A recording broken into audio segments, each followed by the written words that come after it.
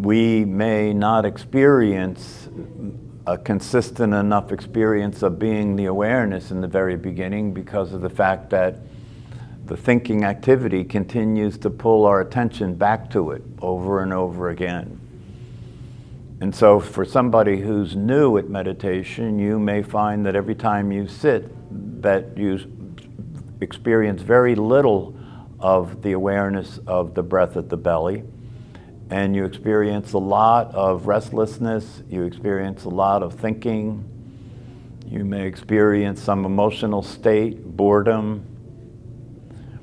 And this is very challenging because when that's the case, a person who's doing the practice will come to the conclusion that the meditation is not working, or I'm not working, or this is uncomfortable, or maybe I don't understand it.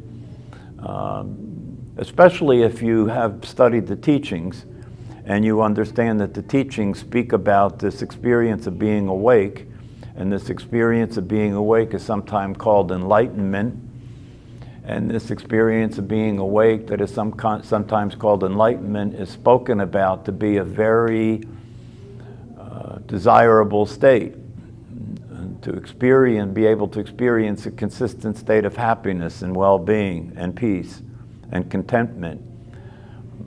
That's a very promising statement. It's a very promising possibility. And so when we go to practice meditation, you know, that's kind of like what we got going on, is that we want to have this awakening experience that people talk about. The problem is that that's not going to happen in the beginning, and it may not happen for a while. That's one of the reasons that this practice is called the practice. Because what it takes in order for you to realize the possibility is a willingness to have an absolute commitment to doing this practice every single day, regardless of what happens during the time of the practice. Actually, one of the things that is critical in terms of doing the practice that makes the practice work is that during the time of the meditation practice, we let go of any expectations. You know, we let go of any interest in getting a particular result. If we don't let go of that as we're doing the practice, that will become a barrier, that will become a block, that will be in the way of experiencing the possibility. Because the possibility has to do with letting go of expectations, letting go of the ideas that we have about the way life should be, or the way other people should be, or the way we should be, or the way our body should be, or what should be happening now. As long as we live in a state or a condition in which we have an ongoing voice in our head that's running running a narrative about what's happening, talking about whether it's okay or not, whether it should be happening or not, and if it's not what should be happening, what should be happening. You know, as long as we're living in that conversation, life cannot be fulfilling. Life cannot be enjoyable. Life is a challenge all the time. Life is stressful all the time. Life is uncomfortable all the time. We can't even get in our car and drive from one place to another without getting upset, you know, about the fact that there are other cars on the road, or there's traffic, or whatever it is. It doesn't take much to upset us when we're identified with the personality. The personality is a constant process in which what's happening is being judged and evaluated in terms of whether it's what's supposed to be happening, what should be happening, how people should be, how life should be, how I should be. This is disturbing, and it results in neurosis. Neurosis is a mild mental disturbance, right, that involves an ongoing process in which we're constantly experiencing disturbance because of the fact that things aren't the way we want them to be. So through practicing meditation, the possibility exists for us, if we do the practice consistently over time, the possibility exists that through focusing attention on the body breathing and being away from the thought activity, it becomes more possible to experience the awareness that's always there, because the thinking is not in the way now. The thinking is not in front of it now. And even though during the practice of meditation, especially in the beginning, we may only get glimpses of this experience of being the awareness of the body breathing, that contact over time will start to expand. It'll start to expand, and it'll start to expand in a way that it doesn't require that you understand it, right? It works anyway. If you are interested in riding a bicycle, and somebody tells you about this thing called balance, right? And they tell you, well, so then you may say to the person that tells you about balance and that you need to experience balance to ride the bicycle. And then you may say, well, how do I experience balance? And they say, practice riding the bicycle. You may have to keep putting your foot down again and again and again and again, but at some point something happens and you start to experience, you have a felt sense of balance. You have this felt sense that there is this middle place that you can maintain if you have enough speed, right? And then you're riding the bike, right? The same thing is true with meditation. If you keep practicing and you're relentless about it and you are committed to it 100%, and you're willing to do it every single day, and in the beginning it may involve that you trust that the possibility is real. And you do it every single day, and when you do it every single day, as you sit there and focus on the breath at the belly, one of the ways that you can pay attention in this process is to be interested in experience a state of balance. A state of balance when the posture is balanced, and when the awareness of the body breathing or the belly, awareness of the breath at the belly, when you're focused on this breath at the belly, and you maintain a posture, at some point you can experience a state of balance where you can sit in this state of balance and let go and experience being in a natural state. The natural state is a state of being in balance with life, with your body, in balance with the personality. And when you experience this state of balance in the meditation practice, what will happen is eventually in your life, as you're going through your life, as you're dealing with all the things that come up during the day, at some point during your life, it will begin to occur to you that you can experience the state of balance under any circumstances. You can experience it because it's a felt sense. Same thing is true with the idea of being the awareness. You know, I can tell you that your true nature is awareness itself, but that won't make any difference until you experience that. You know, to experience that you are this awareness itself. And when you have the experience of being this awareness itself, and you let go and trust the awareness and allow yourself to be what you are as you deal with your life, life starts to be a lot simpler and a lot easier, a lot more comfortable, and it's possible to begin to enjoy your existence. To begin to enjoy your existence. There's a difference between enjoying your existence and being identified with your body and your personality, right? And trying to be happy as a physical body and a personality. The awareness that as our true nature, its enjoyment, its happiness is a function of enjoying its own existence. If you really look and answer the question, how often in your life are you experiencing enjoying your existence? For most people, that doesn't even occur, because we've been conditioned in such a way that we think enjoyment has to do with what's happening, right? So we want to have more things happen that are enjoyable. We want to have more circumstances that are enjoyable. And we want to have less circumstances that are uncomfortable and not enjoyable. But when you wake up to your true nature is always experiencing the enjoyment of its existence.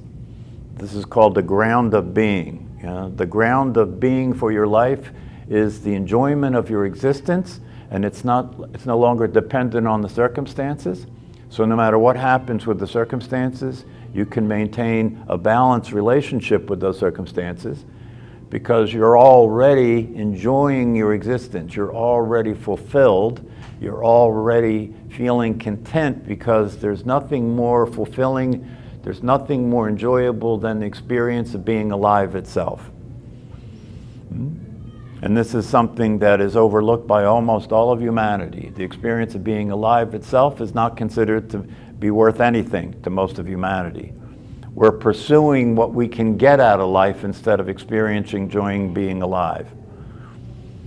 So this is what the practice is all about. It's about coming out of this limited way of existing as a personality in a physical body and beginning to experience our true nature and the natural state, which is enjoying existence itself. And the thing about this that is true is that for all of us, as we get closer to the end of our lives, it becomes more apparent, it becomes more obvious that enjoying existence itself is the key to being happy in life. It would be tragic if on your deathbed you finally realized the truth that enjoying your existence itself was the real place that happiness was in your life, but you missed the boat by that point, right? So it's possible not to miss the boat. You can use meditation to begin to practice being awake and experiencing, enjoying the existence, enjoying your existence, so that everything that happens doesn't take away from that experience. You're still enjoying your existence. Everything that happens will happen and pass. In Yiddish, they say, this too shall pass, right? In the Christian teachings, they say, thy will be done, right? So it's out of your hands. The whole situation is out of your hands. And you can enjoy your existence and understand that everything that appears will disappear. Your body appeared and it will disappear. Your personality appeared and it will disappear. What you see now appeared and it will disappear. The awareness that you are did not appear and it will not disappear. That's something that in the condition that most of us are in as a physical body and a personality, that almost doesn't make any sense. What do you mean my personality didn't appear and won't disappear? Well, it didn't appear because it has no form, so how could it appear? It has no form, right? It is what form appears in.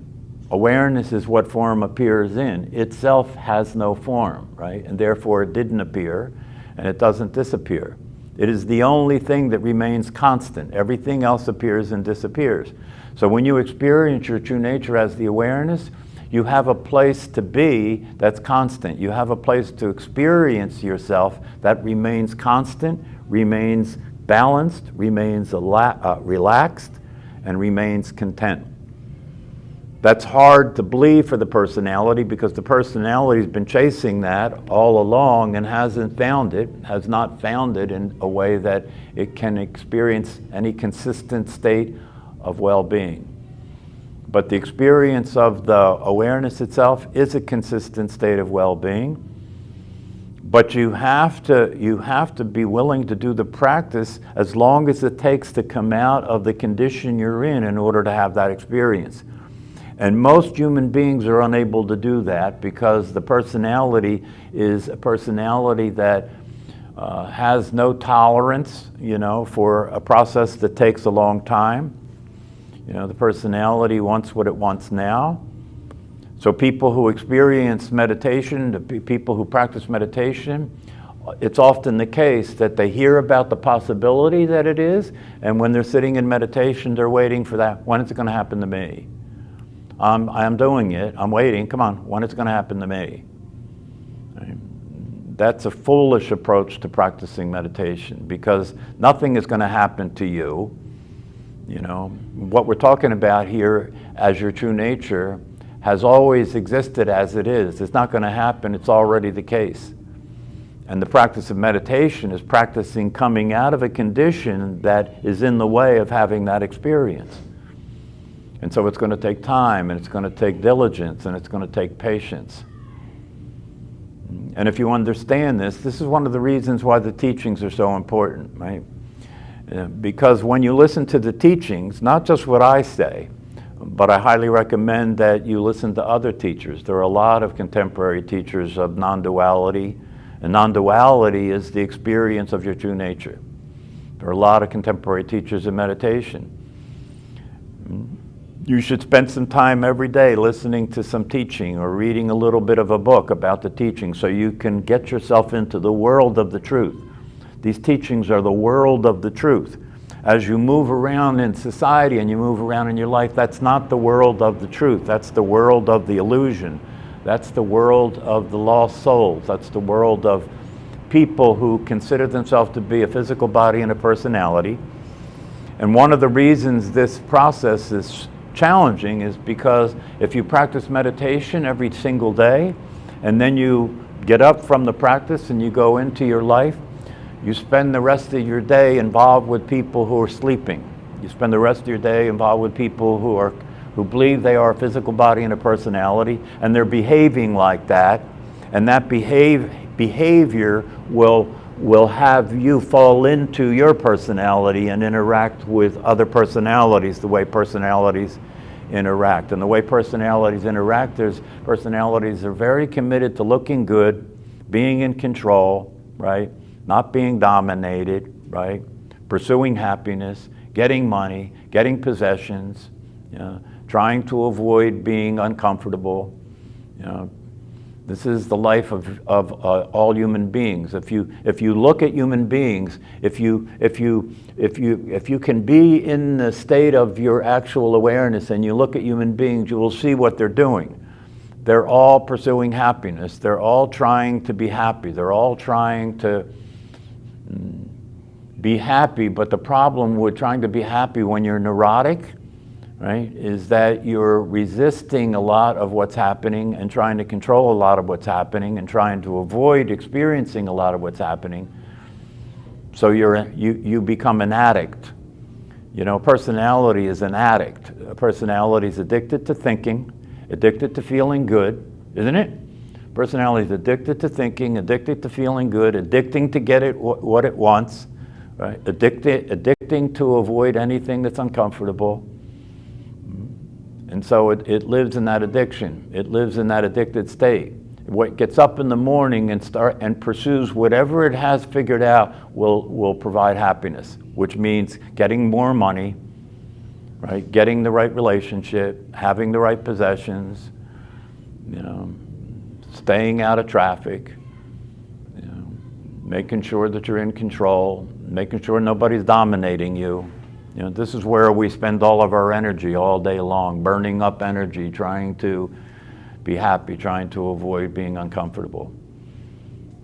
And then you're so tired from doing it that you can't wait to get to bed at night so you can get up and do it again.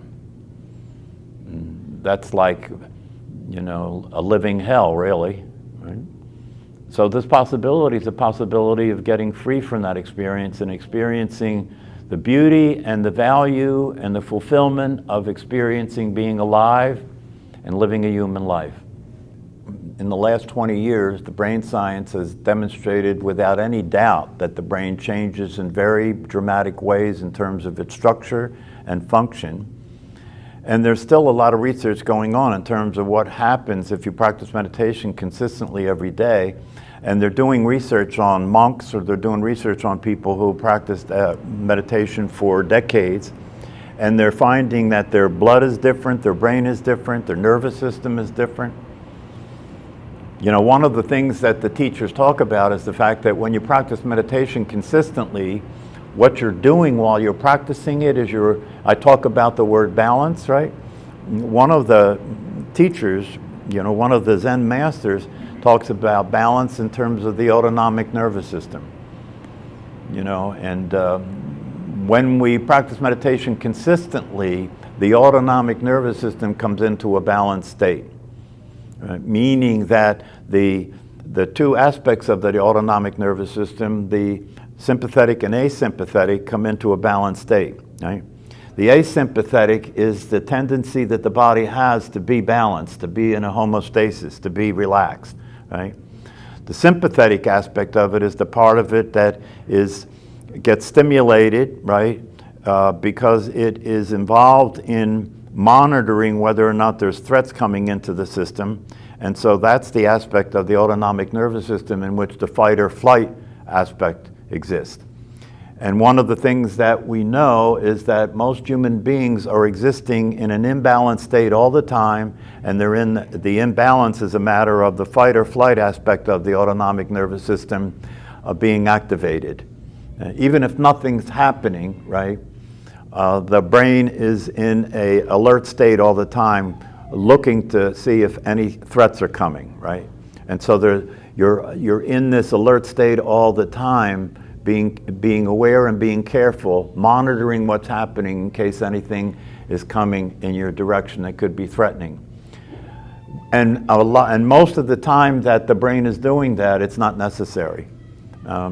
That started when it was necessary. That started when our brain, long ago, thousands of years ago, it was necessary to be in that alert state all the time or you would get eaten, right? But that's long ago, right?